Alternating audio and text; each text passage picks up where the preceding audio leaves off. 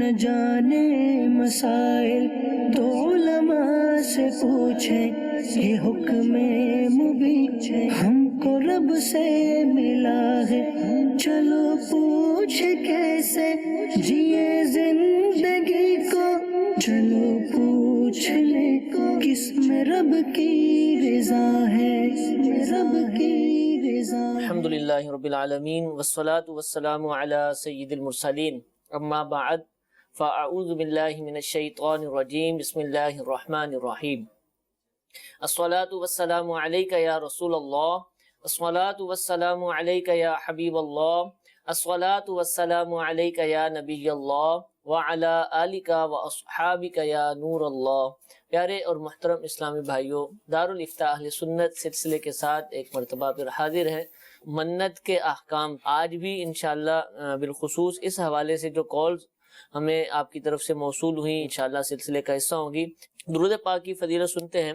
شیخ طریقت امیر اہل سنت دامت برکاتہم العالیہ ضیاء درود و سلام، آپ کا یہ رسالہ درود پاک کے فضائل پر مشتمل حدیث لیے ہوئے ہے، اس کے اندر حدیثیں لکھی ہوئی ہیں۔ اس کے صفحہ نمبر 5 پر نقل فرماتے ہیں، حضرت سیدنا ابی بن کعب رضی اللہ تعالی عنہ نے عرض کی کہ میں سارے ورد وظیفے چھوڑ دوں گا اور اپنا سارا وقت درود خوانی میں صرف کروں گا، تو سرکار مدینہ صلی اللہ تعالی علیہ وسلم نے فرمایا، یہ تمہاری فکریں دور کرنے کے لیے کافی ہوگا اور تمہارے گناہ معاف کر دیے جائیں گے۔ صلو علی الحبیب صلی اللہ تعالی علی محمد صلی اللہ تعالی علیہ وسلم۔ توجہ کے ساتھ ہمارا سلسلہ سماعت فرمائیے۔ منت کا ایک طریقہ یہ ہے کہ لوگ بعض دفعہ غوث پاک رضی اللہ تعالیٰ عنہ کے نام کی منت بھی مان لیتے ہیں، میں غوث پاک کے نام کی منت مانتا ہوں، اور بعض دفعہ بکرے کی منت مان لیتے ہیں ان کے نام یا کسی اور بزرگ کے حوالے سے۔ تو اس طرح کی جو منتیں ہیں ان کا حکم شرعی کیا ہے، یہ آپ ارشاد فرمائیے۔ الحمدللہ رب العالمین والصلاة والسلام علی سید الانبیاء والمرسلین۔ بزرگان دین کے ایصال ثواب کے حوالے سے جو منت مانی جاتی ہے، تو نارمل ایک بڑی تعداد ہمارے مسلمانوں کی وہ اس طرح کی منتیں بھی مان لیتے ہیں کہ اگر ہمارا یہ کام ہو گیا، ہماری مشکل ٹل جائے، بآسانی ہمیں فلاں چیز مل جائے، یا اپنا مکان ہو جائے، اپنا کاروبار ہو جائے، ایکس وائی زیڈ کوئی بھی ایک مراد، ایک تمنا دل میں لیے ہوتے ہیں، اور ساتھ ہی ساتھ کہ اگر ہمارا یہ کام ہو جاتا ہے تو ہم غوث پاک رضی اللہ تعالی عنہ کے ایصال ثواب کے لیے ایک بکرا ذبح کریں گے۔ بس اوقات ایک بکرا پال لیا جاتا ہے، چھوٹا سا ہی بچہ لے کے اس کو پالا جاتا ہے، بڑا ہو جاتا ہے تو اب اس کو اس 11ویں کے موقع پر ذبح کرتے ہیں۔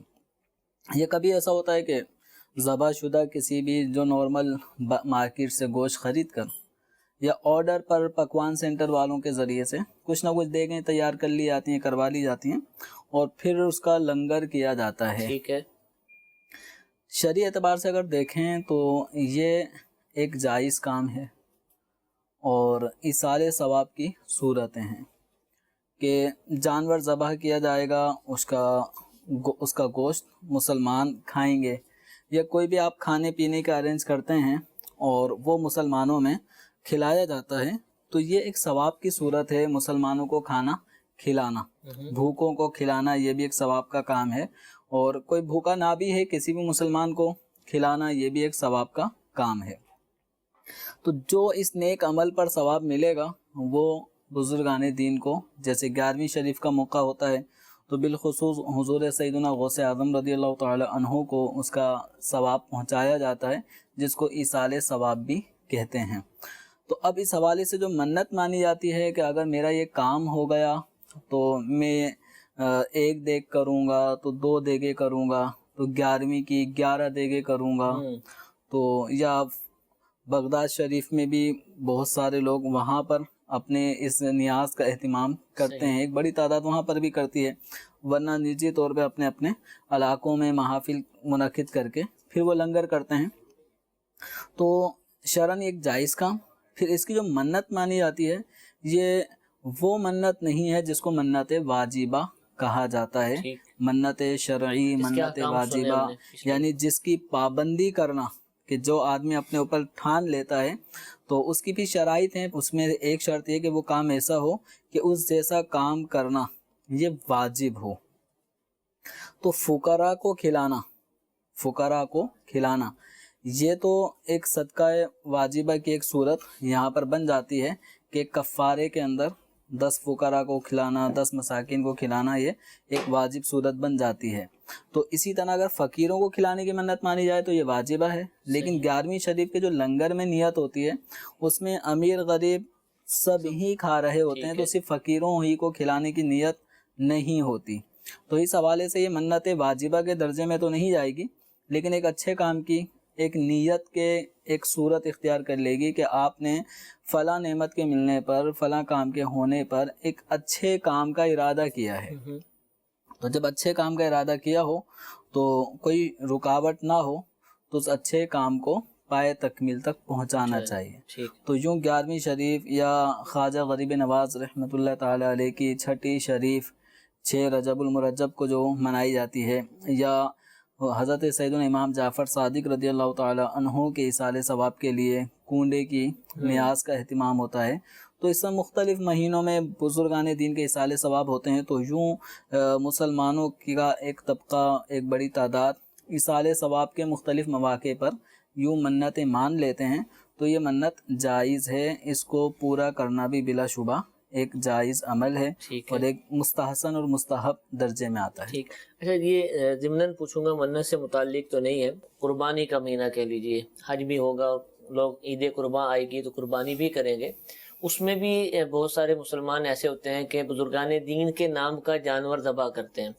اچھا، جانور میں حصے ڈالے جا رہے ہیں تو بزرگان دین کے نام کے حصے بھی ڈالے جاتے ہیں کہ یہ غوث پاک کے نام کا ہے، یہ سیدنا صدیق اکبر رضی اللہ تعالیٰ عنہ کے نام کا ہے، یہ فلاں صحابی کے نام کا حصہ ڈالا جا رہا ہے، سرکار علیہ الصلوۃ والسلام کے نام کا بھی حصہ رکھا جاتا ہے. ایک بہت بڑی تعداد ہے کہ آپ کے لیے کرتی ہے. اس پر بھی لوگوں کو کلام ہوتا ہے. تو اس کا حکم شرعی کیا ہے؟ کیا یہ عمل درست ہے؟ اس پر ثواب ملے گا یا یہ اس میں کوئی ممانعت والی صورت ہے؟ جیسے اجتماعی قربانی میں عام طور پہ جیسے ایک بڑا جانور ہوتا ہے اور اس میں 7 افراد کی طرف سے قربانی کا عمل جائز ہے، تو 7 افراد کی طرف سے قربان ایک بڑے جانور کو کیا جا سکتا ہے. تو جب ہم ایک نارمل کسی کو اگر یہ وسوسہ آتا ہے بزرگان دین کے نام کا حصہ ڈال دیا یا ان کے نام کے حوالے سے کسی جانور کو پالا جا رہا ہے اور ایک وقت آنے پہ پھر اس کو ذبح کیا جاتا ہے، تو اس پر ایک آتا ہے کہ وسوسہ ذہن میں کہ یہ فلاں بزرگ کا نام کیوں آ گیا. تو جو یہ وسوسے میں مبتلا کرنے والا شخص ہے وہ بالخصوص، اور جو افراد ان کے وسوسے کو سن کے تھوڑا سا پزل ہو جاتے ہیں، پریشان ہو جاتے ہیں کہ یار یہ بات کیا کہہ رہا ہے اور ہم جو یہ سب کرتے آئے ہیں غلط کرتے ہیں، دونوں کو سوچنا چاہیے کہ جب آپ قربانی میں حصہ ڈالنے کے لیے اجتماعی قربانی کے کسی بھی جہاں اہتمام ہو رہا ہوتا ہے، تو جب آپ وہاں جاتے ہیں اور آپ کہتے ہیں کہ مجھے 2 حصے چاہیے یا مجھے 1 حصہ چاہیے، تو چھٹتے ہی آپ سے پوچھا جاتا ہے کہ کس کی طرف سے کریں گے، جی جی اس میں کس کا نام لینا ہے بھائی. ٹھیک ہے. تو آپ بتائیں گے بھائی یہ اس میں میرا. اچھا 2 حصے چاہیے، پھر کس کس کی طرف سے؟ 1 میرا ڈال دینا اور 1 آپ اپنے گھر والوں کا نام لیتے ہیں، والدہ کا لیتے ہیں یا بیوی کا لیتے ہیں، یا اپنے کسی بڑے بیٹے کا نام لیتے ہیں، یا بیٹا گیا ہے تو اپنے والد کا نام لے رہا ہوتا ہے. تو اب اجتماعی قربانی میں حصے جہاں پہ ڈالے جا رہے ہوتے ہیں تو وہاں پر بھی اس بات کو واضح کیا جا رہا ہوتا ہے کہ اس گائے کے اندر جو بھی 7 افراد کے حوالے سے ایک بڑا جانور خاص کیا جائے گا، تو اس میں یہ میری طرف سے یہ 2 نام، 2 حصے ان افراد کے نام کے ڈلیں گے. وہاں یہ وسوسہ کیوں نہیں آتا؟ یعنی اس جانور میں، بڑے جانور میں 7 افراد کو نومینیٹ کیا جا رہا ہوتا ہے کہ یہ جانور ان 7 افراد کی طرف سے. تھوڑا ادھر فرق ہے نا، اس میں یہ ہے کہ ایک زندہ شخص کا وکیل بن کر جاتا ہے اور اس کی طرف سے کرتا ہے. یہ ہے کہ یہ فوت شدہ افراد ہیں جو بھی ہمارے بزرگ ہیں ان کی طرف سے کرنا، اس پر تھوڑا سا کلام ہوتا ہے. دیکھیں اس پہ کلام زندہ یا فوت شدہ اس کے حوالے سے کوئی فرق نہیں ہے. ٹھیک ہے کہ زندہ کا تو نام لیا جا سکتا ہے اور فوت شدہ کا نام نہیں لے سکتے، ایسا نہیں ہے. نبی کریم صلی اللہ تعالیٰ علیہ وآلہ وسلم حضرت خدیجۃ الکبریٰ رضی اللہ تعالیٰ عنہا کے وصال کے بعد تو قربانی کا جو عمل ہوا ہے، یہ تو مدینہ منورہ میں قربانی کا حکم نازل ہوا ہے، فصلی لربک وانحر، جبکہ حضرت خدیجہ الکبریٰ رضی اللہ تعالی عنہا کا انتقال مکہ مکرمہ میں ہو چکا تھا، اور آپ صلی اللہ تعالی علیہ وسلم ہر سال حضرت خدیجہ الکبریٰ رضی اللہ تعالی عنہا کی طرف سے بھی قربانی کیا کرتے تھے اور ان کی سہیلیوں کو اس کا گوشت پہنچاتے تھے۔ حضرت مولا علی رضی اللہ تعالیٰ عنہ ہر سال ہمارے پیارے آقا صلی اللہ تعالیٰ علیہ وآلہ وسلم کی طرف سے بھی ایک حصہ شامل کیا کرتے تھے، یعنی جو جانور ذبح کرنا ہوتا تھا ایک جانور حضور کی طرف سے بھی ذبح کیا کرتے تھے۔ تو ایصال ثواب، یہ ساری چیزیں ہیں ایصال ثواب کے لیے۔ اگر کوئی زندہ ہے تو اس زندہ کا واجب کی ادائیگی کا عمل ہو رہا ہوتا ہے، اور اگر کوئی دنیا سے رخصت ہو چکے ہیں ان کے نام کا کوئی حصہ ڈالا جاتا ہے، تو دراصل یہ ان کو ثواب پہنچانا، جو ایک حصہ قربان ہوگا اس ایک حصے پر جو بھی اللہ کی طرف سے ثواب ملنا ہے، تو اس ثواب کو فلاں ہستی، فلاں بزرگ، فلاں اللہ کے ولی کی بارگاہ میں نظر کرنا، پہنچانا، تو یہ ایصال ثواب ہوتا ہے۔ اور ایصال ثواب بلا شبہ ایک جائز عمل ہے۔ اگر ثواب پہنچنے کی کوئی صورت نہ ہوتی تو سرکار دو عالم صلی اللہ تعالی علیہ وآلہ وسلم حضرت خدیجہ الکبریٰ رضی اللہ تعالی عنہا کے نام کی طرف سے آپ کیوں قربانی کرتے ہیں؟ تو ان کی طرف سے قربانی کرنے کا مقصد ہی یہ ہے کہ جانور ذبح ہوگا، اس کا جو گوشت کھایا جائے گا، پھر اولاً قربانی، پھر اس کا جو گوشت مسلمان کھائیں گے، اس پر جو ثواب ملے گا وہ ام المؤمنین خدیجہ الکبریٰ کو پہنچے۔ ٹھیک ہے۔ اسی طرح حضرت مولا علی کرم اللہ تعالی وجہہ الکریم حضور کی طرف سے بھی ایک جانور ذبح کیا کرتے تھے۔ تو یہ سب کیا ہے؟ اگر ثواب نہیں پہنچتا تو پھر وصال فرمانے والی ہستیوں کی طرف سے قربانی کا مطلب کیا ہوگا؟ صرف ایک محض ایک نام شو کرنا، یہ تو اس طرح کا کوئی اسلامی اعتبار سے جس میں کوئی ثواب بھی نہیں ہے، کچھ نہیں ہے، اور اتنا اہتمام کے ساتھ کیا جائے، تو یقیناً ایک ثواب پہنچنے کی ایک صورت تھی اور صورت ہے، اور اپنے فوت شدہ مسلمانوں کو، فوت شدہ لوگوں کو ایصال ثواب کرنا بلا شبہ ایک جائز عمل ہے۔ تو یوں اگر کسی بڑے جانور میں ایک حصہ لے لیا جائے، یا کسی بچپن ہی سے کسی بچے کو، یعنی کہ بکرے کو، بکری کو، دمبا، بھیڑ وغیرہ، اس کو اگر کوئی پالتا ہے اور ان بزرگان دین کے نام پر یعنی ایصال ثواب کے طور پہ اگر اس کو پرورش کرتا ہے اور وقت آنے پہ قربان کر دیتا ہے، تو اس جانور کے اندر کوئی حرمت کی صورت نہیں بنتی۔ ٹھیک ہے۔ وجہ کیا ہے؟ کیونکہ جانور کے اوپر جو نام لیا جا رہا ہے نا کہ یہ کس لیے پال رہے ہیں آپ، تو آپ کہیں گے یہ 11ویں کے حوالے سے ہے، غوث پاک کے نام کا ہے، یہ خواجہ غریب نواز رحمۃ اللہ علیہ کے نام کا ہے۔ تو اس طرح نام لینے سے وہ جانور حرام نہیں ہوتا۔ ٹھیک ہے۔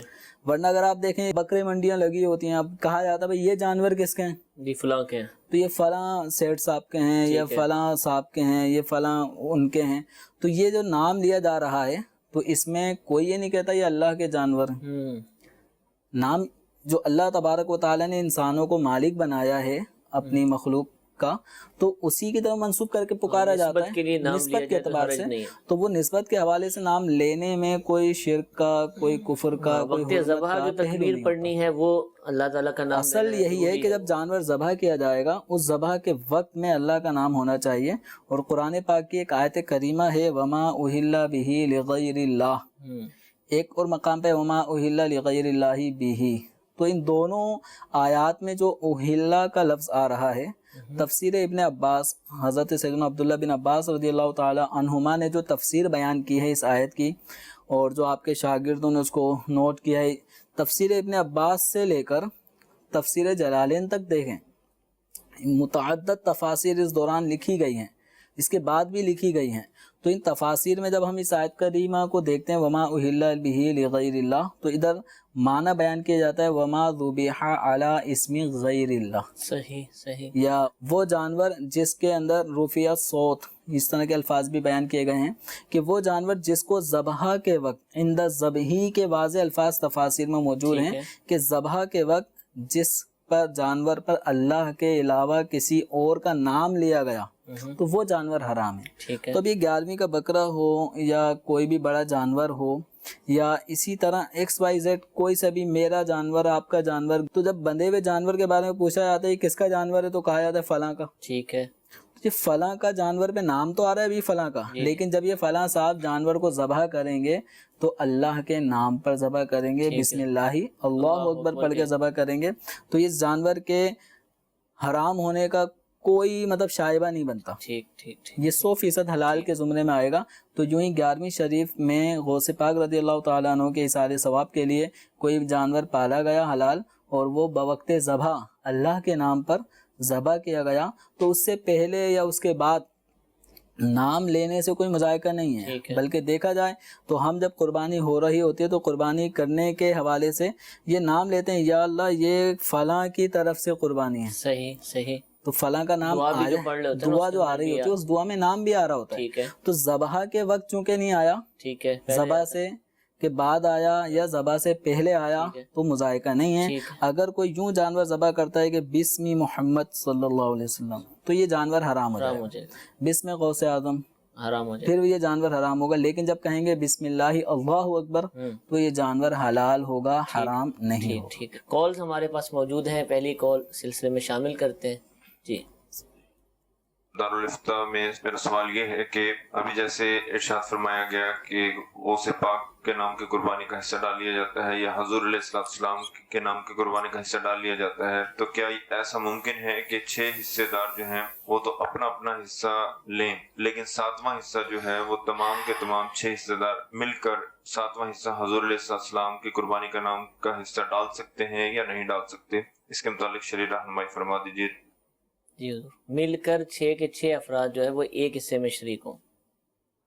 یعنی اس دوران اگر دیکھیں گے کہ پورے اس جانور میں، بڑے جانور میں 6 افراد شریک ہیں اور 6 افراد جو شریک ہیں ان میں سے ہر ایک کا ایک ایک حصہ پورا ہے، کسی کا 7ویں سے کم نہیں ہے، 7ویں سے کم نہیں ہے، اور جو ایک حصہ بچ رہا ہے اس میں مشترک وہ ہے. سب مشترکہ طور پہ نبی کریم صلی اللہ تعالی علیہ وسلم یا کسی بزرگ کو ایصال ثواب اس کا کریں گے، اور ہر ایک کا جو حصہ ہے وہ بنیادی طور پہ ایک حصے سے کم نہیں ہے. جی جی. تو قربانی ہو جائے گی. ٹھیک ہے، ہو جائے گی. جی کال چلائیے گا.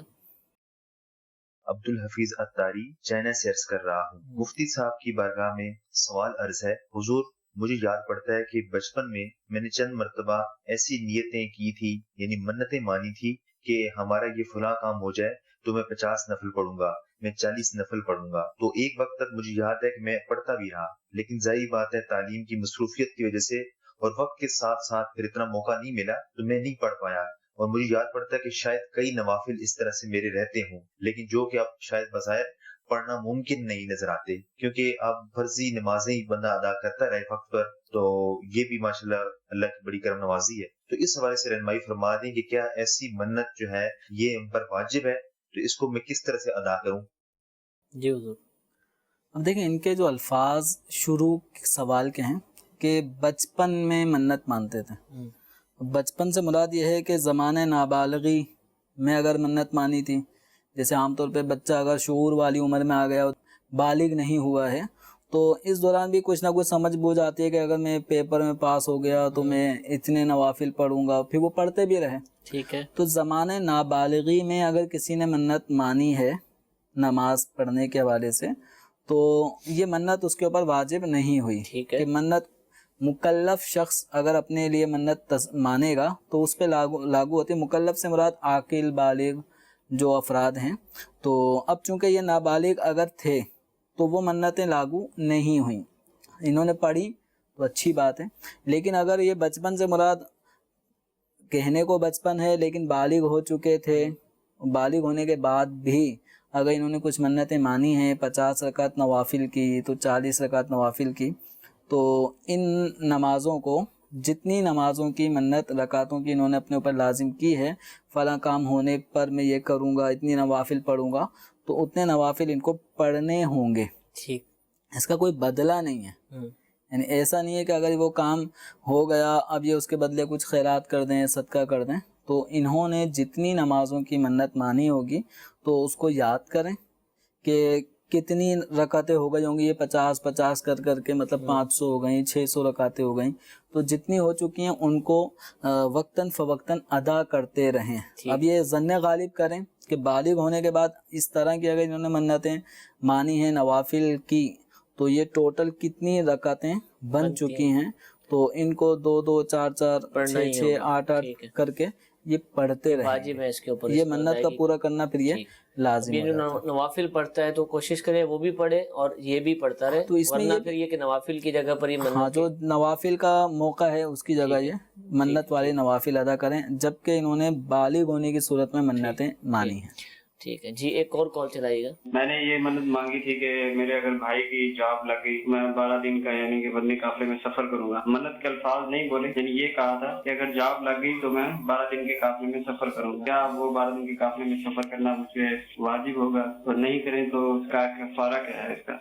جی حضور، الفاظ منت نہیں ہے یہاں پر بھی یہی ہے کہ 12 دن کے مدنی قافلے میں یا 3 دن کے 12 قافلے سفر کرنے کی اگر کوئی نیت کرتا ہے تو یہ دراصل نیت ہی کہلائے گی۔ بالفرض اگر کوئی یہاں پہ منت کے الفاظ بھی کہہ لیتا ہے کہ میں منت مانتا ہوں کہ 12 دن کے مدنی قافلوں میں سفر کروں گا، تو یہ منت شرعی یعنی جو واجب ہو جاتی ہے، یہ اس درجے کی منت نہیں ہے۔ ٹھیک ہے، یہاں پہ ہم اس منت کو یہی کہیں گے کہ یہ نیکی کے کام کا ایک ارادہ ہے۔ تو جب آپ نے نیکی کے کام کا ارادہ کیا ہے تو ضرور پورا کیا جائے، اس کو پورا کریں۔ جب اللہ تبارک و تعالیٰ کی بارگاہ میں آپ نے گویا ایک طرح کا عہد سا یہ کیا ہے تو اس کو پورا کرنا ہی بہتر ہے۔ اگر کسی نے پھر بھی پورا نہیں کیا تو یہ چونکہ واجب نہیں ہے کہ جس کے ترک کی وجہ سے آدمی گناہ گار ہو، تو اس لیے بہتر یہ ہے کہ اپنی اس نیت پہ عمل کریں۔ اگر عبادت کے قبیل سے جیسے نفل کی ہی بات کرتا ہے اور الفاظ منت نہیں کہتا، جیسے یہ کہتا ہے کہ میرے بھائی کی جاب لگی تو میں 100 نفل پڑھوں گا، منت کے الفاظ نہیں کہتا، اب یہ منت کہلائے گی؟ منت کے الفاظ نہیں کہے، یہ بھی نیت اور ارادہ ہی کہلائے گا، صرف دل ہی میں ایک پختہ ارادہ ہو گیا، جیسے کہے منہ سے بھی بول گیا، بس یہ نہیں کہا کہ میں منت مانتا ہوں، بس یہ کہا کہ اگر ہوا تو میں 100 نفل پڑھوں گا۔ ہاں تو اس میں یہ ہوتا ہے کہ جو کنڈیشنل ہوتا ہے نا، جیسے نوافل کا پڑھنا اپنے طور پر آپ جتنے ہی پڑھتے رہیں، لیکن آپ اس نوافل کے پڑھنے کو کسی بات پہ ڈیپینڈ کرتے ہیں کہ میرا یہ کام ہو گیا، میرے بھائی کا یہ کام مسئلہ حل ہو گیا، یا فلاں بیمار ہے اس کی بیماری دور ہو جائے، یا کسی کا آپریشن ہے کامیاب ہو جائے، جو بھی آپ کی تمنا آرزو ہے وہ پوری ہونے کے بعد پھر آپ یہ کہتے ہیں کہ یہ ہو گیا تو میں 10 نفل پڑھوں گا، تو یہاں منت کے الفاظ کہنا بھی ضروری نہیں ہے، یہ منت ہی کہلائے گی۔ لیکن یہ الفاظ کہ میرا یہ کام ہو گیا تو میں اتنے نوافل پڑھوں گا، یہ کہتے وقت اتنے الفاظ ضروری ہیں کہ آپ کے اپنے کانوں تک آواز یعنی وہ پہنچے۔ سارا کچھ کہا، صرف میں یہ پوچھنا چاہ رہا ہوں کہ لفظ منت نہیں بولا، لفظ منت نہیں بولا، لیکن کنڈیشنل جی کہ یہ کام ہو گیا تو اتنے نوافل پڑھوں گا، ٹھیک ہے، اب لفظ منت ضروری یہ نہیں ہے، منت ہی کہلائے گی، یہ منت کے اور اس لائے کو گی، کرنا لازم ہوگا، کرنا ہوگا۔ نوافل وغیرہ۔ آپ قافلے میں اجتماع والی کو کہہ رہے ہیں کہ یہ منت نہیں ہے، نوافل کو منت کہہ رہے ہیں، تو یہ فرق دوبارہ اگر بیان فرما دے، کیونکہ کئی ناظرین ہو سکتے ہیں کہ اس سلسلے میں ہمارے ساتھ شریک ہوئے ہوں۔ اب جیسے نماز جو ہے نا، منت کے شرائط ہیں، یعنی جن چیزوں کی آپ منت مانتے ہیں وہ منت ماننے کی وجہ سے آپ پہ لاگو ہو جائیں، واجب ہو جائے اس کی ادائیگی کرنا، تو ان میں یہ چیز ضروری ہے کہ آپ اپنے اوپر جس چیز کو لازم کریں گے وہ کام ایسا ہو کہ جس جیسا کام شریعت مطہرہ نے آپ کے اوپر یا تو فرض کیا ہو یا واجب کیا ہو، کسی اور جگہ پر کچھ کسی اور، جیسے نفل کی مانتے ہیں تو آپ جیسے نماز ہے تو نماز میں آپ جو بھی منت میں اپنے اوپر 10 رکعت 12 20 25 رکعت یعنی جو بھی تعداد کے اندر آپ رکعتیں اپنے اوپر لازم کر رہے ہیں، تو یہ نماز کی منت مان رہے ہیں نا، اور نماز کو دیکھیں تو یہ فرض ہے، ٹھیک ہے، نماز کو دیکھیں تو وطر کی صورت میں واجب ہے، آپ روزے کی منت مان رہے ہیں تو روزہ یہ نفل اپنے اوپر لازم کرنے والی بات ہے، لیکن روزہ ماہ رمضان میں فرض ہوتا ہے، ٹھیک ہے۔ تو اب یہ کھانا کھلانا، تو کھانا کھلانا فقراء کو، ٹھیک ہے، امیروں کو نہیں، ٹھیک ہے، فقیروں کو کھانا کھلانا یہ صدقہ فطر کے اعتبار سے دیکھیں یا قسم کا کفارہ ہوتا ہے تو اس کے اندر کھانے کی ایک صورت بن جاتی ہے، اس کی منت بھی واجب ہی کہلائے گی۔ ہاں تو صدقہ فطر نہیں، لیکن صدقہ جو کفارہ قسم ہے اس کے اندر چونکہ غریبوں کو کھانا کھلانے کی صورت بنتی ہے واجب کی، تو اس لیے غریبوں کو کھانا کھلانے کی منت ماننا یہ پھر منت شرعی کا جو لفظ ہوتا ہے اس کا مطلب ہوتا ہے وہ منت کہ جس منت کو پورا کرنا آپ کو لازم ہوگا. اچھا وہ کام کہ جس جیسے کام شریعت مطہرہ نے واجب یا فرض نہیں فرمائے ہے نیک کام ہے. ٹھیک ہے. تو جیسے مثال کے طور پہ یہی مدنی قافلوں میں سفر کرنا. ٹھیک ہے. اسی طرح بزرگان دین کے مزار پہ چادر چڑھانا. ٹھیک ہے. اب وہ چاہے پھولوں کی ہو یا کپڑے کی ہو. تو اب یہ چادر چڑھانا نہ فرض ہے نہ واجب ہے، لیکن ایک بزرگان دین کی عظمت کا اظہار اس کے اندر ہوتا ہے. یا ہفتہ وار اجتماع پابندی کے ساتھ، وہ 12 اجتماعات کوئی بھی مس نہیں کروں گا. تو اجتماعات کے اندر شرکت کرنا نہ فرض ہے نہ واجب ہے، اس کا درجہ زیادہ سے زیادہ مستحب کا ہوتا ہے کہ ایک اچھا عمل ہے. آپ دینی محافل کے اندر شریک ہو رہے ہیں تو یہ جو کام آپ اپنے اوپر لازم کریں گے وہ اس جیسا کام شریعت مطہرہ نے کسی نہ کسی کیٹیگری میں آپ کے اوپر یا تو فرض کیا ہو یا واجب کیا ہو. تو یہ ایک شرط ہے. پھر مزید یہ بھی شرط ہے کہ وہ کام پہلے، یعنی آپ نے منت میں ایسا کام اپنے اوپر لازم کر لیا جو کام پہلے سے آپ کے اوپر فرض ہے. آپ نے منت مانی کہ اگر میرا یہ کام ہوا تو میں روزانہ وطر پڑھوں گا. حالانکہ وہ تو پڑھنا ہی ہے، وطر تو پڑھنا ہی ہے. تو یہ وطر لازم منت کے اعتبار سے لازم نہیں ہوئے، وہ تو پہلے ہی واجب تھے.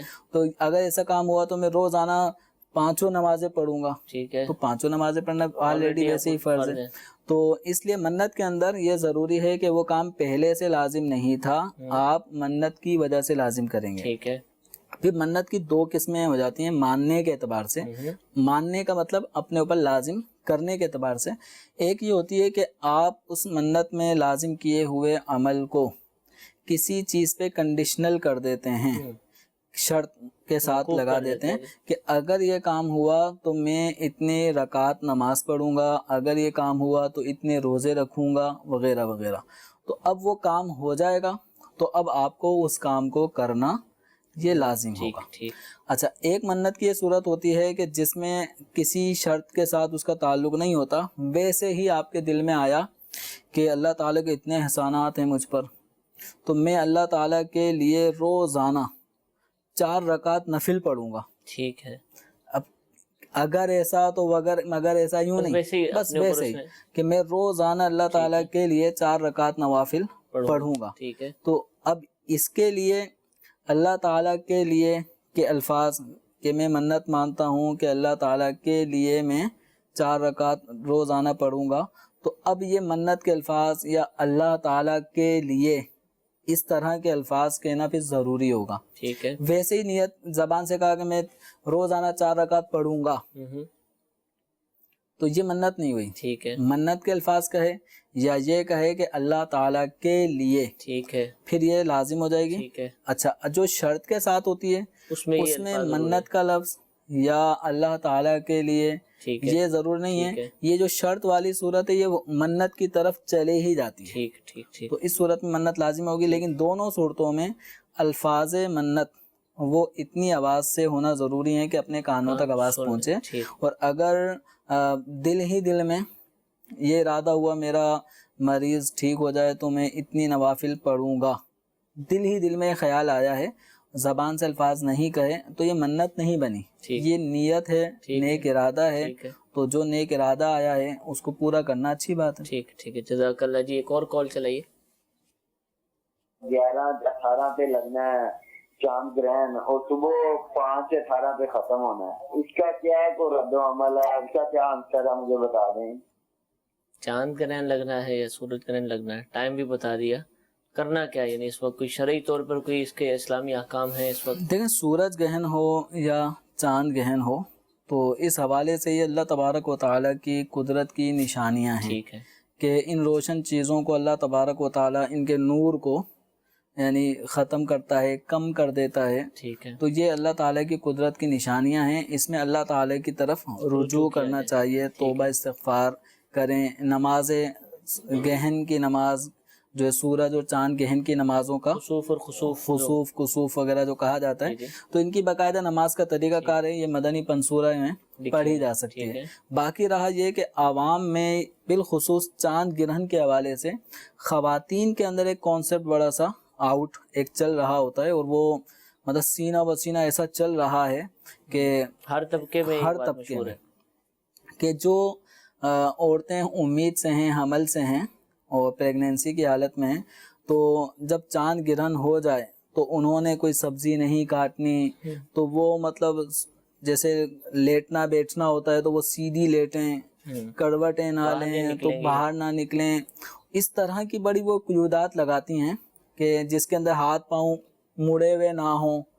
اب اس میں کیا ایک یعنی جو نتیجہ نکالا جاتا ہے وہ یہ کہ اگر عورت اس دوران چاند گہن کے دوران سبزی کاٹ رہی ہوگی تو بچہ جو ہے وہ اس کے ہاتھ کٹے ہوئے ہوں گے، یا پیدائشی طور پہ وہ ہاتھ کے حوالے سے مفلوج ہوگا، یا پاؤں موڑی ہوئی تھی تو بچہ معذور پیدا ہوگا، XYZ بڑے یہ یعنی توہمات کی ایک بڑی ڈیٹیل ہے. تو شرعی حوالے سے چاند گہن ہونے میں حمل والی عورت کے حمل پر کوئی چیز اثر انداز نہیں ہوتی. ٹھیک ہے. باقی بچہ تامت الخلق ہوگا یا ناقص الخلق ہوگا، یہ اللہ تبارک و تعالیٰ کی مرضی اور مشیت ہے، اس میں چاند گہن کا کوئی تعلق نہیں ہے. ٹھیک ہے. تو بعض خواتین اس معاملے میں یوں بھی کہتی ہیں کہ ٹھیک ہے بات تو آپ کی صحیح ہے لیکن پھر بھی احتیاط کرنے میں واقعات جیسے جن گھرانوں میں پکا کانسیپٹ ہے، ہمارے اس بتانے کے باوجود بھی وہ ختم نہیں ہوگا. بھلے عورت کا ذہن صحیح ہے کہ یار واقعتاً کچھ نہیں ہوتا، لیکن اس کو پتہ ہے کہ خدا نہ خواستہ اللہ نہ کرے کسی کے ساتھ ایسا ہو، لیکن اولاد ٹھیک پیدا نہ ہوئی تو کل کو پھر یہی ایشو بنے گا. تو اس کو احتیاط کرنی چاہیے، اس کو بھی نہیں بھائی میں تو مسئلے دیکھیں اللہ اصل چیز ہے اللہ تعالیٰ پر بھروسہ. ٹھیک ہے. اور یقین کامل کہ بالفرض ایسا ہو بھی گیا تو یہ چاند گہن کی وجہ سے نہیں ہوا، وہ تو ویسے ہی ہونا تھا. یہ ہونا تھا. ٹھیک ہے. ٹھیک ہے. تو اصل اللہ تعالیٰ پر ہی بھروسہ رکھے اور عافیت کا سوال کیا جاتا رہے. چاند گہن کو اس معاملے میں کسی بھی طرح مؤثر نہ سمجھا جائے. ٹھیک ٹھیک ٹھیک ہے. ٹھیک ہے جی. ایک کال چلا دیجیے. مفتی صاحب سے سوال یہ پوچھنا تھا کہ شولڈر بیگ میں ہم اپنا جوتا ڈال کر وہ کندھے پر لٹکا کر طواف اور سعی کر سکتے ہیں؟ کیونکہ اگر وہ ساتھ نہ رکھیں جوتا تو باہر اتار کر تو وہاں سے جوتا اٹھایا جاتا ہے اور وہ پھر ملتا نہیں ہے تو پھر دوسرے کا پہننا پڑتا ہے. تو وہ کہتے ہیں کہ گناہ ہے اس طرح سے پہننا دوسرے کا جوتا. تو اس طرح سے کیا جا سکتا ہے یا نہیں کر سکتا؟ جی حضرت. اچھا اس میں چلیں آپ اس کا جواب دیں، پھر ایک اور سوال میں پوچھوں گا.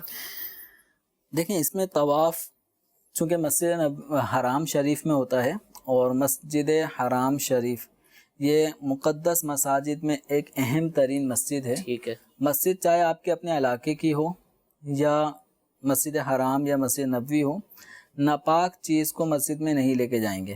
تو سب سے پہلے تو اپنی چپلوں کو ہمیں دیکھنا چاہیے کہ یہ پاک ہے یا ناپاک.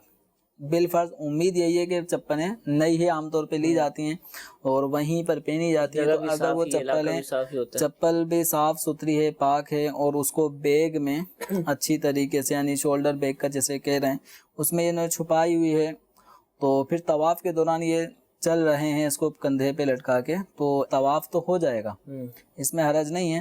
لیکن ایسے میں بہتر ایک صورت یہ اختیار کی جا سکتی ہے کہ اگر عام طور پہ ایک قافلے کے ساتھ جب جا رہے ہوتے ہیں تو کسی کے پاس اپنے ضروری اس طرح کا سامان رکھوا دیں، آپ طواف سے فارغ ہو جائیں تاکہ ایک دل جمی رہے. ٹھیک ہے. اب اپنے ساتھ چپل اور یہ وہ چپل بھی ساتھ ساتھ چل رہی ہے تو یہ یوں آدمی خود غور کرے تو یہ مناسب لگتا نہیں. لاکھوں روپے ہم لگا کر گئے اور 200 کی چپل کی ٹینشن میں لگے. ہاں تو اب وہ ٹینشن فری کرنے کا ایک طریقہ یہ ہے کہ جو اپنے شرکائے قافلہ میں سے کسی ایک کے پاس یا 2-4 کے پاس رکھوا دیں. جب آپ لوگ فارغ ہو جائیں تو پھر ہی اپنا طواف کا عمل شروع کر لیں تاکہ یہ خیالات ہمارے منتشر طواف کے دوران نہ ہوں. یہ ہم نے چپل محفوظ کر لی، اب چپل کہیں نہیں جائے گی. تو چونکہ گرد خانہ کعبہ ہم طواف کر رہے ہیں، اللہ تعالیٰ کے قرب خاص میں آئے ہوئے ہیں، تو ایسے موقع پر وہ چپل کا ساتھ ساتھ ہونا یہ چونکہ وہ دل جمتا نہیں ہے. بعض تو میں ان کو کوئی لفظ نہیں ان کے صفت نہیں لگاؤں گا، روضہ رسول کے سامنے بھی چپل لے کر آپ نے دیکھا ہو تو گزر رہے ہوتے ہیں.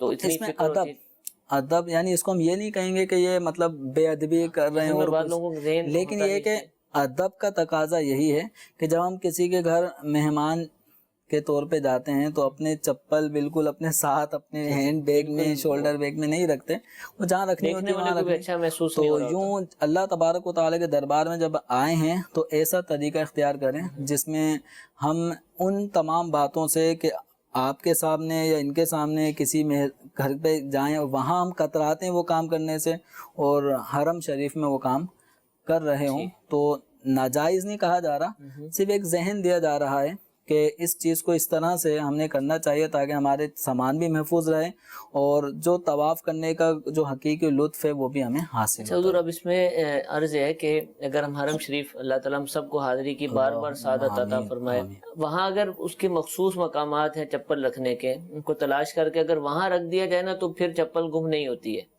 نارملی چپلیں جب گم ہوتی ہیں یا آگے پیچھے ہوتی ہیں وہ دروازوں کی اوٹ میں رکھ دی, سیڑھیوں کے نیچے رکھ دی, ادھر ادھر رکھ دی, پھر نتیجہ کیا نکلتا ہے کہ صفائی والے یا تو اس کو آگے پیچھے کر دیتے ہیں یا پھر لوگوں کا ذہن بنا ہوا ہے کہ یہاں جو مرضی پہن لیں, لیکن اگر اچھی جگہ رکھی جائے تو پھر وہ عموماً گم نہیں ہوتی. مناسب اب جگہ ہمیں جب معلوم ہے کہ میں فلاں جگہ رکھوں گا تو یہ گمنے کا اندیشہ ہے, واپسی پر ہو سکتا ہے نہ ملے, تو اس کے باوجود رکھنا, یہ کہا جائے گا کہ مال کے ضیاع اس نے کیا ہے, اپنا یہ اسراف کا اس کا ہے, یہ بس رکھ کر آ گیا بس ٹھیک ہے مل کے صحیح ہے ورنہ پھر کسی اور کی پہن کے چلے جائیں گے. یہ نیت جو نا یہ نیت صحیح نہیں ہے کہ کسی اور کی بھی پہن جاؤں گا, کرتے ہیں لوگ بہت سارے, یہ نیت صحیح نہیں. بعض لوگ بہرحال اس معاملے میں جیسے یہ ہوائی چپل ہے نا, یہ ایک ہی طرح کی ہوتی ہیں, ایک ہی کلر کی عام طور پر, اور یہ تقریباً اس طرف جب جاتے ہیں تو ملتی جلتی چپلیں بہت پڑی ہوتی ہیں.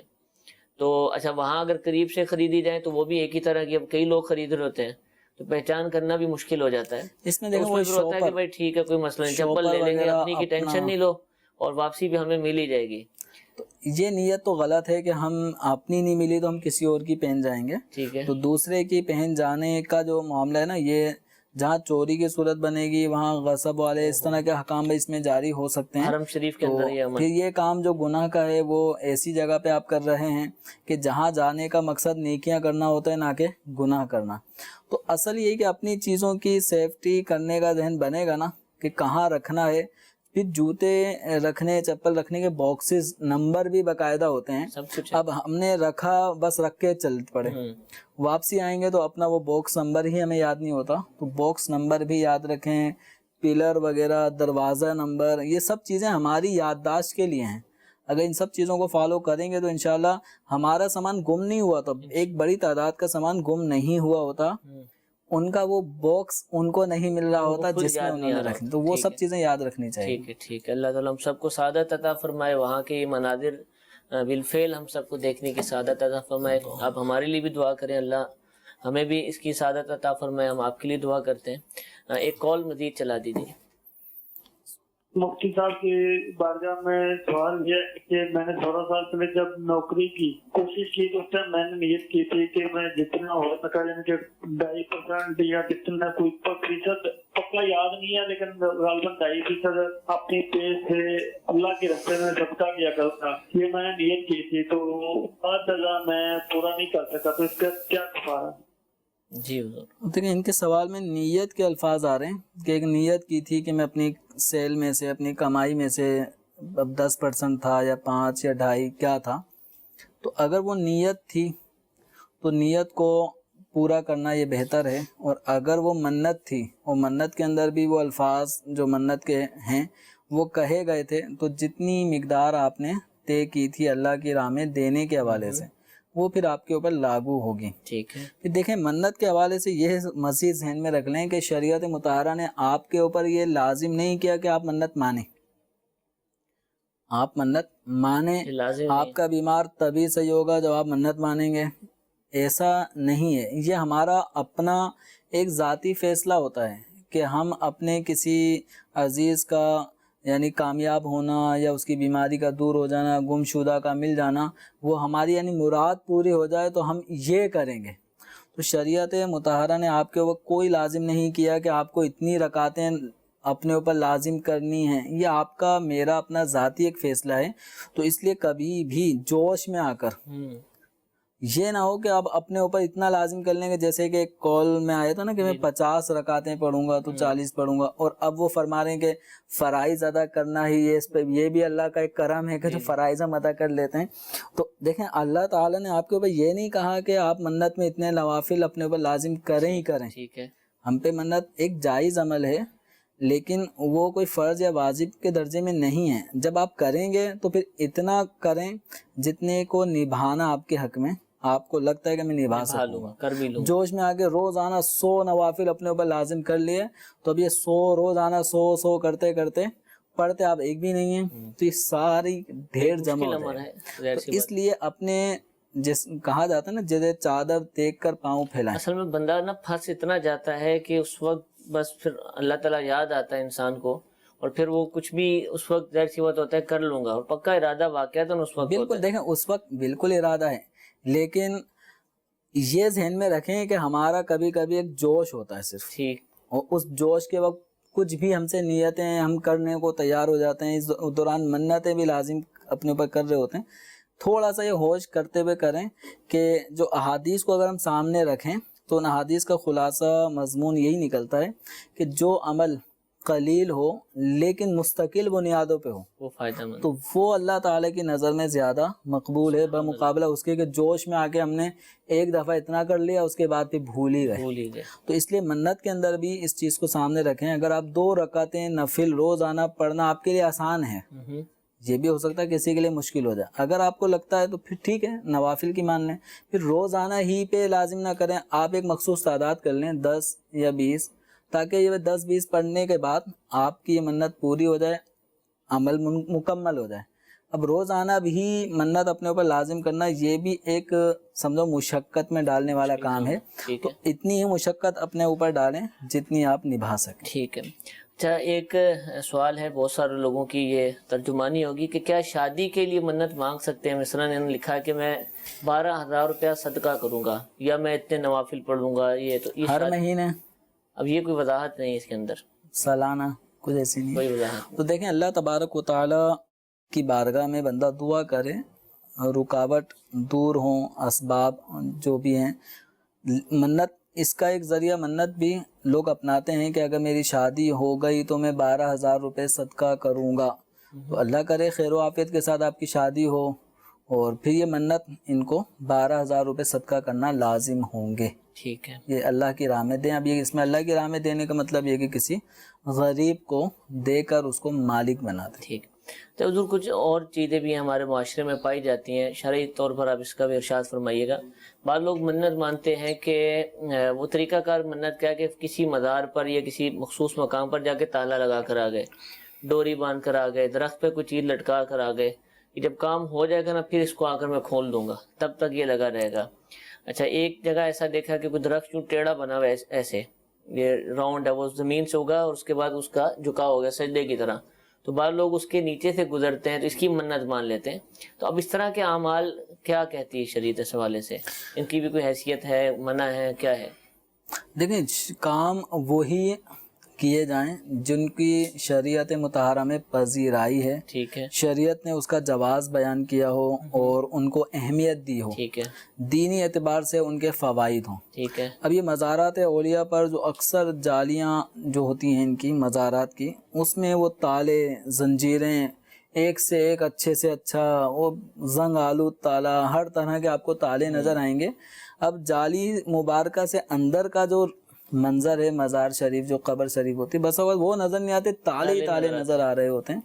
تو یہ تالے لگانا یہ لوگوں نے اپنے طور پہ ایک سلسلہ شروع کیا ہے، یوں تالے لگانا یہ شرعی حوالے سے اس کی کوئی اہمیت نہیں ہے، ٹھیک ہے، اس عمل سے ہمیں بچنا چاہیے۔ اور اسی طرح جو درخت کا آپ کہہ رہے ہیں، اب اس درخت کے اندر کیا ہے ایسا، بس وہ لگا ہوا ہے کسی مخصوص اب وہ مقام اٹھ پر، کر اور بھی اس طرح کی دیکھیں معاشرے میں بہت ساری چیزیں ہوں، کوئی بھی چیز ہے نا، وَإِن مِّن شَيْءٍ إِلَّا يُسَبِّحُ بِحَمْدِهِ، ٹھیک ہے، کوئی بھی چیز ایسی نہیں ہے جو اللہ تعالیٰ کی تسبیح نہ کرتی ہو۔ ٹھیک ہے، تو درخت بھی اللہ تعالیٰ کی عبادت کر رہے ہیں، تو صرف اسی درخت جس کی شاخ زمین پہ آ گئی تو صرف وہی درخت سجدہ کر رہا ہے، نیچے سے گزر رہے ہیں اس کے، اور بقیہ جو ہمارا سفیدے کا درخت جو سیدھا سیدھا جا رہا ہے ٹھیک ہے، تو وہ نہیں کر رہا، وہ بھی کر رہے ہیں، وہ اپنے قیام کی حالت میں ہے، تو وہ بھی اللہ تعالیٰ کی تسبیح بیان کر رہا ہے۔ تو کوئی بھی چیز جو ہے وہ اللہ تعالیٰ کی تسبیح سے خالی نہیں ہے، ٹھیک ہے، یعنی وہ تسبیحات میں مصروف ہیں، اگرچہ میں نے ان کی تسبیحات کا ادراک نہیں ہوتا ہمیں، لیکن ہر چیز اللہ تعالیٰ کی پاکی بیان کر رہی ہے۔ تو اس لیے کسی مخصوص درخت کو یوں کر لینا کہ یہ سجدے میں گیا ہوا اس درخت کے نیچے سے گزرنا ہے، ٹھیک ہے، تو یہ اپنے طور پہ ایک من گھڑت یا بات کسی ہے۔ مزار شریف پر کوئی درخت لگا ہوا ہے تو اس کے ساتھ کوئی ڈوریاں باندھ دینا، تو ان کی تو کوئی یہ حیثیت ڈوریاں باندھنا، دھاگے باندھ دینا، تالے لگا دینا، یہ سب لوگوں کی اپنے ذہنی اختراع ہے، ٹھیک ہے، ان اعمال سے بچنا چاہیے۔ ٹھیک ہے۔ اور اچھا، اب ان اعمال کو شرک کہہ دینا، یہ تو ہے نا کہ بچنا ہے اور یہ کرنے ہی نہیں ہے، لیکن دوسرا طبقہ یہ ہے کہ جو کر رہے ہیں نا، تو اب وہ یہ شرک کر آ گئے، نہیں، تو شرک ہو گیا کیا اتنی جلدی؟ شرک اس کو نہیں کہیں گے۔ ٹھیک ہے، شرک کا معنی ہے جو ذات و صفات ٹھیک ہے، اللہ تبارک و تعالیٰ کی ہیں، ان ذات و صفات میں کسی کو شریک ماننا، یا جیسی ذات اللہ کی ہے، جیسی صفات اللہ کی ہیں، ایسی ہی ذات، ایسی ہی صفات کسی اور میں تسلیم کرنا، تو یہ شرک ہے۔ ٹھیک ہے، تو محض یعنی جیسے اپنی والدہ کے قدموں کو اگر کوئی چومتا ہے، یا پیر صاحب کے مبارک قدموں کو کوئی چومتا ہے، تو اس پہ فوراً اگر کوئی شرک کا فتویٰ لگاتا ہے تو اسے ان احادیث پہ غور کرنا چاہیے کہ بعض صحابہ کرام علیہم رضوان کے حوالے سے سنن ابی داؤد وغیرہ اور دیگر کتابوں میں بھی یہ حدیث موجود ہے کہ وہ صحابہ فرماتے کہ ہم جب سفر سے آتے تو ہم حضور اکرم صلی اللہ تعالیٰ علیہ وسلم کی بارگاہ میں جاتے اور آپ کے ہاتھوں کا، آپ کے قدموں کا بوسہ دیتے۔ اللہ سبحان اللہ، ماشاء تو قدموں کا بوسہ دینا یہ سجدہ نہیں ہوتا۔ ٹھیک ہے، سجدہ وہ کہ اگر کوئی سامنے کھڑا ہے یا بیٹھے ہیں تو ان کے آگے جس طرح باقاعدہ سجدہ کیا جاتا ہے، پیشانی زمین پہ ٹکا دی، تو یہ سجدہ اگر کوئی پیر صاحب کو اگر سجدہ کرتا ہے یا کسی اللہ کے ولی کو سجدہ کرتا ہے، تو اللہ کے علاوہ کسی کو بھی اگر کوئی سجدہ کرتا ہے تو یہ سجدہ حرام ہے، ٹھیک ہے، سجدہ حرام ہے۔ ہاں، اگر اس کے آگے سجدہ کرنے والے کی نیت بطور عبادت، کہ وہ سجدہ عبادت کی نیت سے کرتا ہے جس میں اللہ تعالیٰ مستحق کے عبادت ہے، اس طرح کسی وہ پیر صاحب کو یا کسی بھی شخص کو وہ عبادت کے لائق سمجھ کے اس کے آگے بطور سجدہ، بطور عبادت سجدہ کرتا ہے، تو پھر یہ شرک ہے، پھر یہ کفر ہے، ایسا کرنے والا اب اسلام سے نکل گیا۔ لیکن اگر کسی کے سامنے سجدے میں جانا وہ بنیت عبادت نہ ہو بلکہ بطور تعظیم، بطور تعظیم ہے، تو یہ شرک نہیں ہے، کفر نہیں ہے، لیکن ہماری شریعت مطہرہ نے سجدہ تعظیم کو حرام قرار یہ دیا۔ بھی حرام ناجائز ہے کرنا۔ نبی کریم صلی اللہ تعالیٰ علیہ وآلہ وسلم کی بارگاہ میں مختلف جانوروں کو صحابہ نے دیکھا کہ اونٹ آیا تو اس نے حضور کے آگے اپنے سر کو رکھا، جو اس کا انداز تھا وہ ایک سجدے کا سلسلہ اس نے کیا، تو صحابہ کرام علیہ رضوان کے دل میں خواہش ہوئی کہ ہم بھی اس بات کے زیادہ حق رکھتے ہیں کہ آپ کو اللہ نے اتنا مقام و مرتبہ دیا ہے کہ جانور آپ کو سجدہ کر رہے ہیں تو ہم بھی سجدہ کریں آپ کو، آپ کی عظمت کے پیش نظر۔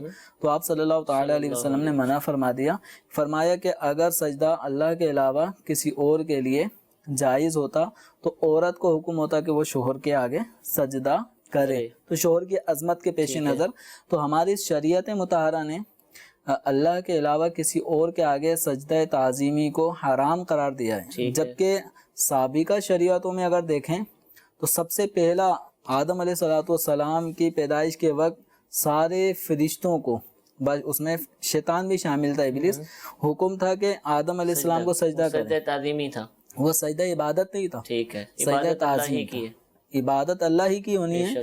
لیکن جس طرح کعبۃ اللہ شریف کے سامنے ہم سجدہ کرتے ہیں تو کعبے کو سجدہ نہیں ہوتا، کعبے کی طرف سجدہ ہے، اس کے طرف رخ کرنے کا ہمیں حکم ہوا، لیکن ہم سجدہ اللہ ہی کو کرتے ہیں۔ تو آدم علیہ السلام کو سجدہ تعظیم کروایا گیا تو یہ عبادت کے طور پہ نہیں تھا۔ حضرت یوسف علیہ السلام کو سجدہ حضرت یعقوب علیہ السلام، آپ کی اہلیہ نے اور آپ کے بیٹوں نے یعنی یوسف علیہ السلام کے بھائیوں نے سجدہ کیا، تو یہ سجدہ بھی تحیت کا تھا، تعظیم کا تھا، جو سابقہ شریعتوں میں چلتا آ رہا تھا، جس کا جواز شریعت محمدیہ میں یعنی ہماری اس شریعت میں اب قیامت تک کسی بھی ہستی کے لیے اللہ کے علاوہ کسی بھی ہستی کے لیے سجدہ تعظیمی بھی جائز نہیں ہے، اور کوئی مسلمان کرتا بھی نہیں ہے، وہ تو ایک چومنے کے لیے کسی اور وجہ سے جھکتا ہے، بعض چومنے کے لیے یعنی قدموں کو چومنے کے لیے جھکتے ہیں، تو اس پہ لوگ سجدے کا جو اطلاق کر رہے ہیں نا وہ تو بالکل غلط کر رہے ہیں کہ وہ سجدہ کرتے ہی نہیں ہیں۔ اب پیر صاحب کی ٹانگ کوئی اٹھا کے کھڑے تو نہیں چومے گا نا، اس تو ادب کے خلاف، تو اب اس کے اندر جھکنا پڑے گا، تو یہ جھکنا سجدہ نہیں ہے۔ بعض لوگ ایسے ہیں کہ جو باقاعدہ پیر صاحبان کے آگے سجدہ کرتے ہیں، بعض لوگ کرتے ہیں، ٹھیک ہے، تو بعض لوگ کرتے ہیں لیکن وہ بطور عبادت پھر بھی نہیں کرتے، ٹھیک ہے، وہ بنیت احترام ہی کرتے ہیں، لیکن وہ بھی حلال نہیں ہے۔ ان افراد کو بھی اس عمل سے بچنا ضروری ہے۔ امام اہل سنت اعلیٰ حضرت رحمۃ اللہ علیہ نے باقاعدہ ایک رسالہ سجدہ تعظیمی کی حرمت پر تحریر فرمایا ہے، فتاوی رضویہ میں الزبدۃ الزکیہ کے نام سے یہ رسالہ موجود ہے۔ سجدہ تعظیمی حرام ہے، ٹھیک ہے، تو شرک نہیں ہے، شرک وہی ہے کہ یہی سجدہ اگر بطور عبادت کیا جائے گا تو شرک ہو جائے گا۔ لیکن اگر کوئی خدا نخواستہ ایسا کرتا بھی ہے تو اس کی وجہ سے پورے گروہ پر یا پورے گروہ پہ نہیں، دیکھیں حکم نہیں لگایا، بس یہ ہے کہ ایسے افراد وہ کھاتے میں آتے اہل سنت کے، ٹھیک ہے، کیونکہ وہ ان کے بیشتر نظریات اہل سنت جیسے ہی ہوتے ہیں، بیشتر نظریات اہل سنت کے ہی جیسے ہوتے ہیں، لیکن چند معاملات میں وہ اہل سنت سے ہٹ کر اپنی غلط روش پہ چل رہے ہوتے ہیں، لیکن وہ آتے اہل سنت و جماعت کے کھاتے میں ہیں، اور لوگ ان کے اس باطل عمل کو جو غلط کام ہے اس کو اہل سنت پوری اہل سنت پہ چسپاں کر کے ایک بدنامی کا ایک شور مچا دیتے ہیں۔ دیکھیں اہل سنت کا عقیدہ یہ ہے، تو اہل سنت کا وہ ہے جو علماء بیان کرتے ہیں، عقیدہ وہی ہے جو کتاب و سنت کی روشنی میں بیان کیا جاتا ہے، علماء بیان کر رہے ہیں، تو اعلیٰ حضرت رحمۃ اللہ علیہ باقاعدہ اس چیز کا رد فرما رہے ہیں۔ پھر بھی اس وقت سوشل میڈیا پہ اگر کوئی دیکھتے ہوں تو انہوں نے ایسی تحریریں پڑھی ہوں گی، سجدہ کر رہے ہیں تو یوں کر رہے ہیں۔ اعلیٰ حضرت رحمۃ اللہ علیہ خود سجدہ تعظیمی کی حرمت پہ رسالہ لکھ رہے ہیں، یعنی صدی گزر چکی ہے اس رسالے کو پڑھتے ہوئے، چھپتے ہوئے، آج بھی چھپ رہا ہے، پڑھا جاتا ہے۔ اس کے باوجود اس بات کو اہل سنت کی طرف نسبت کر دی جاتی ہے، وہ نسبت غلط، تو یہ حقائق پتہ ہونے کے باوجود بھی بعض لوگ بس وہ عوام کو تشویش میں ڈالنا ان کا ایک کام ہے، وہ اس کام میں لگے۔ اللہ تعالیٰ ہدایت عطا فرمائے، ہدایت نصیب فرمائے۔ ایک اور کال سلسلے میں شامل کرتے ہیں جی۔ سوال یہ ہے کہ بکرا سال سے 3-4 دن کم ہے، لگ جائے گا کہ نہیں؟ جی حضرت، بکروں کے اب سوالات شروع ہو گئے، میسج بھی کافی ہیں لیکن میں نے نہیں لیے۔ بکرا 3-4 سال سے 3-4 دن کم ہے، لگ جائے گا، یعنی قربانی ہو جائے گی۔ تو دیکھیں قربانی کے جو 3 دن ہیں نا، 10، 11، 12، ان 3 دنوں میں اگر بکرا سال بھر کا ہو جائے، یعنی اگر 12 تاریخ کو پیدا ہوا اور اب 12 تاریخ کو وہ پورا 1 سال کا ہو گیا، تو اس کی اسلامی اعتبار سے 12 ذی الحجہ کو اگر اس کا سال پورا ہو جاتا ہے تو قربانی اس کی ہو جائے گی۔ یعنی 12 ذی الحجہ کو اگر پیدا ہوا ہے تو 11 کو بھی قربان نہیں ہو سکتا، 10 کو بھی نہیں ہو سکتا، ٹھیک ہے، اس کو 12 کا جو وہ وقت گزر جائے جس وقت وہ پیدا ہوا تھا تو وہ 1 سال کا ہو گیا، اس کی قربانی ہو سکتی ہے۔ اسلامی دیکھنا ہے، ہو سکتا ہے ان کے دن میں وہ ہو۔ اگر انگریزی کا ہوگا تو انگریزی کے اعتبار سے تو تقریباً 10 دن کا ڈیفرنس آ جائے گا، تو یہ سال بھر کا ہو جائے گا، لیکن اسلامی اعتبار سے ہم نے دیکھنا ہوگا۔ اچھا حضور، ایک آخری سوال منت کے حوالے سے پوچھوں گا کہ بعض دفعہ جو ہے نا وہ ہم کھیل کود اور اس طرح کی چیزوں پر منتیں مان لیتے ہیں۔ مثال کے طور پہ کھیل ہو رہا ہے، میچ ہو رہا ہے، اور ہوتا ہے کہ یہ فلاں ٹیم جیت جائے، تو اب نہیں جیت پا رہی یا کچھ ہے، تو پر اچانک دل سے نکلے گا کہ بھائی یہ جیت جائے نا تو میں یہ کروں گا۔ تو اب یہ کھیل کود کے معاملات پر منت ماننا، اور اس کے بعد وہ مان لیے اور وہ جیت گئے واقعتاً، یا جو بھی اس طرح کا کام تھا، تو پہلے منت ماننا کیسا، اور جو مان لی گئی تو کیا وہ عمل کرنا ہوگا، جیسے نوافل ہی کی منت مانی ہے، تو یہ ارشاد فرمائیں۔ دیکھیں منت ماننے کے حوالے سے جو ہے نا، یعنی جس چیز کی آپ شرط لگا کے اپنے اوپر کوئی کام لازم کریں گے، اب وہ شرط مطلب وہ جیسی بھی ہو، اب اس کے ہونے کے بعد جو چیز آپ نے اپنے اوپر لاگو کی ہے وہ تو لاگو ہوگی، ہو چکی، یعنی نماز، کام جائز ناجائز جو بھی تھا، وہ یعنی اس کا جو معاملہ ہے جو شرط ہے اس شرط کا معاملہ ایک جدا گانا ہے، آیا وہ کام کرنا ٹھیک تھا یا غلط تھا، لیکن جو چیز آپ نے اپنے اوپر لازم کی ہے وہ منت کے شرائط میں اگر پوری اترتی ہے تو پھر اس کے مطابق منت تو لازم ہو جائے گی۔ تو اب یہ کسی بھی قسم کے کھیل کود تماشے اس طرح کے جو جائز کام ہیں یا معیوب کام ہیں یا ناجائز کام ہیں، ان کاموں میں کامیابی کے حوالے سے کسی بھی طرح اگر کوئی منت مانتا ہے اور وہ شرط پائی جاتی ہے، وہ چاہے وہ شرعی حوالے سے شرعن وہ ایک ناپسندیدہ کام تھا لیکن شرط پائی گئی، تو جو اس کے اوپر آپ نے منت اپنے اوپر ڈیپینڈ اس پہ رکھ کے اپنے اوپر لازم کی ہے تو اس کو پورا کرنا ہوگا۔ لیکن شرعی حوالے سے ایک مسلمان کو منت جیسی چیز کہ اپنے اوپر آپ ایک عبادت کو لازم کر رہے ہیں اور اس عبادت کو لازم آپ کر رہے ہیں فلاں کھیل کود تماشے کے ساتھ، تو تھوڑا سا اپنے عقل کو بھی کام میں انسان لے کر آئے کہ کہاں اللہ تعالیٰ کی عبادت والا کام اور اس کو ہم جوڑ رہے ہیں کھیل کود تماشے کے ساتھ۔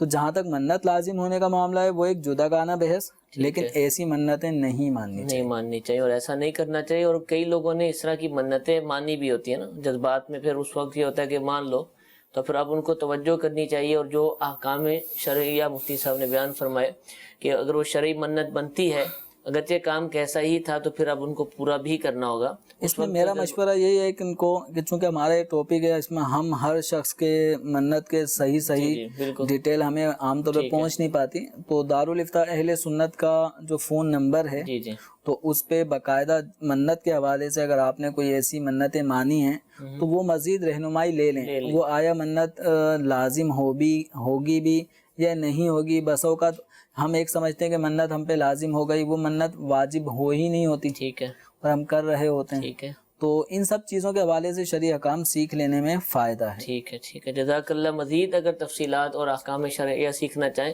تو الحمدللہ دارالفتاء اہل سنت کی موبائل اپلیکیشن بھی موجود ہے۔ اللہ تعالیٰ ہم سب کو شریعت کے احکام سیکھنے، ان کو یاد رکھنے، ان پر عمل کرنے کی سعادت عطا فرمائے، دوسروں کو اس کی ترغیب دلانے کی توفیق عطا فرمائے، آمین بجاہ النبی الامین۔ صلو علی الحبیب صلی اللہ تعالی علی محمد صلی اللہ تعالی علیہ وسلم۔ نہ جانے مسائل تو علماء سے پوچھیں، یہ حکم مبین ہم کو رب سے ملا ہے، چلو پوچھ کیسے جیے